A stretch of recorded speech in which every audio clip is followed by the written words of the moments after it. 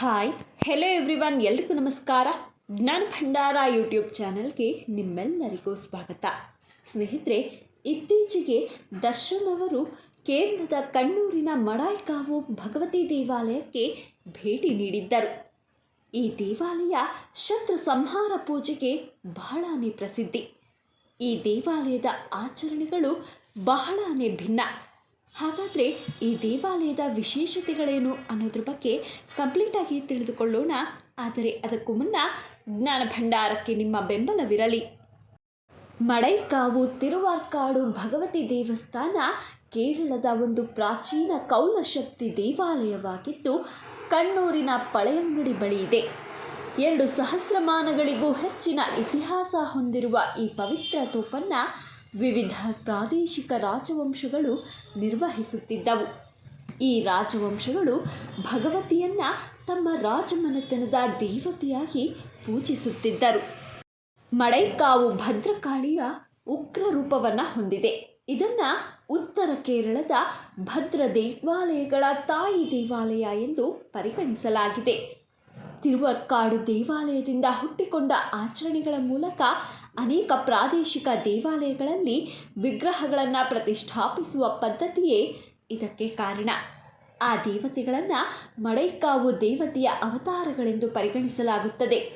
ದೇವಾಲಯದ ಸಂಕೀರ್ಣದಲ್ಲಿ ಶಿವ, ಸಪ್ತ ಮಾತೃಕೆಯರು, ಗಣಪತಿ, ವೀರಭದ್ರ ಮತ್ತು ಕ್ಷೇತ್ರಪಾಲ ಇದೆ.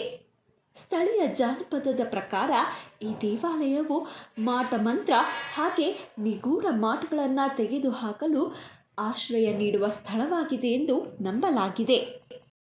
ದಂತಕಥೆಯ ಪ್ರಕಾರ ಭಗವತಿ ಮೂಲತಃ ಪಶ್ಚಿಮ ದ್ವಾರದ ಬಳಿಯ ರಾಜರಾಜೇಶ್ವರ ದೇವಾಲಯದಲ್ಲಿ ವಾಸಿಸುತ್ತಿದ್ದಳು.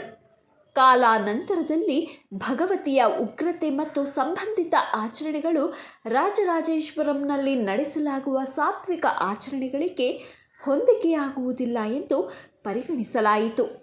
ಶಿವನು ಪರಿಹಾರವನ್ನು ಕೋರಿ ತನ್ನ ಶಿಷ್ಯ ಪರಶುರಾಮನಿಗೆ ಸೂಚನೆ ನೀಡಿದನು.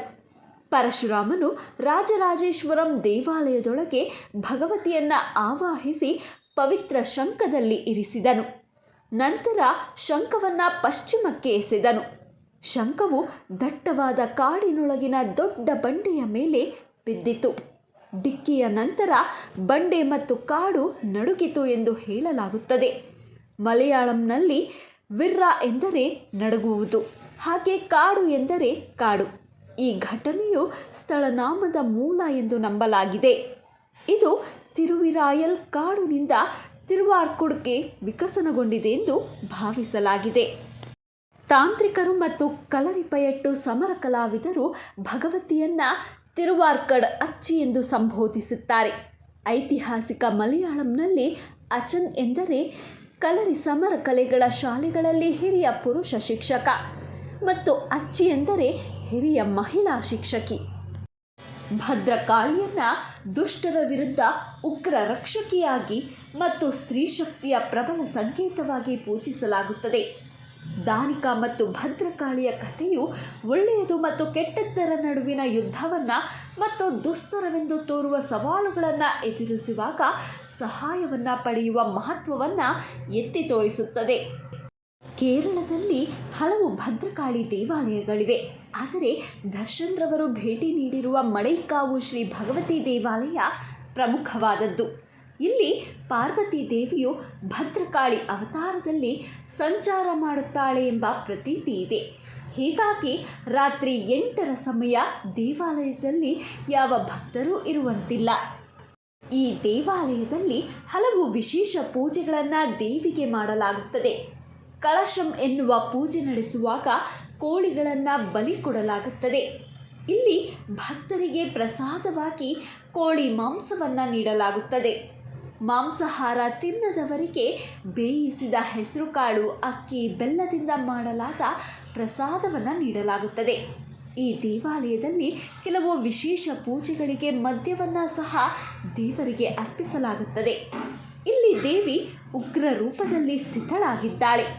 ದೇವಿಯ ಕೈಯಲ್ಲಿರುವ ಖಡ್ಗವು ಬಂಗಾರದ ಕವಚ ಹೊಂದಿದ್ದು, ಈ ಖಡ್ಗವನ್ನು ವರ್ಷಕ್ಕೆ ಒಮ್ಮೆ ತೆಗೆದು ವಿಶೇಷ ಪೂಜೆ ಮಾಡಿ ಭಕ್ತರ ದರ್ಶನಕ್ಕೆ ಇಡಲಾಗುತ್ತದೆ. ಹಿಂದೆ ಚರಕಲ ರಾಜರು ಯುದ್ಧಕ್ಕೆ ಹೋಗುವ ಮುಂಚೆ ಈ ದೇವಿಯ ಆಶೀರ್ವಾದ ಪಡೆಯುತ್ತಿದ್ದರು ಎಂಬ ಪ್ರತೀತಿ ಇದೆ.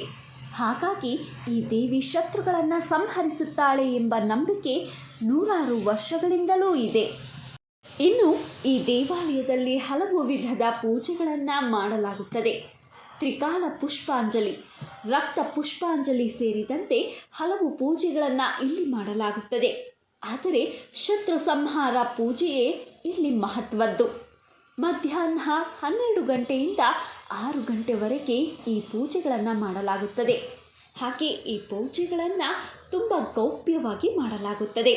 ಈ ಸಂದರ್ಭದಲ್ಲಿ ಕೇವಲ ಪೂಜೆ ಮಾಡುವವರಿಗೆ ಮಾತ್ರವೇ ಪ್ರವೇಶಕ್ಕೆ ಅವಕಾಶ ಇರುತ್ತದೆ.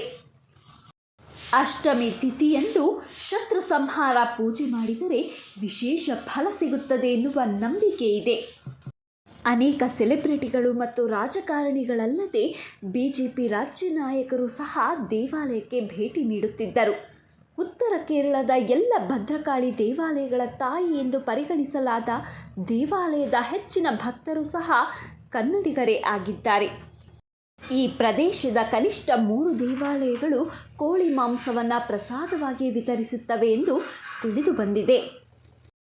ದೇವಾಲಯದ ಒಳಗೆ ಅರ್ಚಕರು ದೇವರಿಗೆ ನೈವೇದ್ಯವಾಗಿ ಕೋಳಿ ಮಾಂಸವನ್ನು ಬೇಯಿಸುತ್ತಾರೆ. ಇದನ್ನೇ ಬೇಯಿಸಿದ ಹೆಸರು ಕಾಳಿನೊಂದಿಗೆ ಭಕ್ತರಿಗೆ ವಿತರಿಸಲಾಗುತ್ತದೆ. ಕೇಳಿದ್ರಲ್ಲ ಸ್ನೇಹಿತರೆ, ಇದಿಷ್ಟು ಕೋಳಿ ಮಾಂಸವನ್ನೇ ಪ್ರಸಾದವಾಗಿ ವಿತರಿಸಲಾಗುವ ಕೇರಳದ ಮಡೈಕಾವು ಭಗವತಿ ದೇವಾಲಯದ ಸ್ಥಳ ಪುರಾಣ. ಇವತ್ತಿನ ಈ ಮಾಹಿತಿ ತಮ್ಮೆಲ್ಲರಿಗೂ ಇಷ್ಟವಾಗಿದ್ದಲ್ಲಿ ದಯವಿಟ್ಟು ಈ ವಿಡಿಯೋನ ಲೈಕ್ ಮಾಡಿ, ಶೇರ್ ಮಾಡಿ.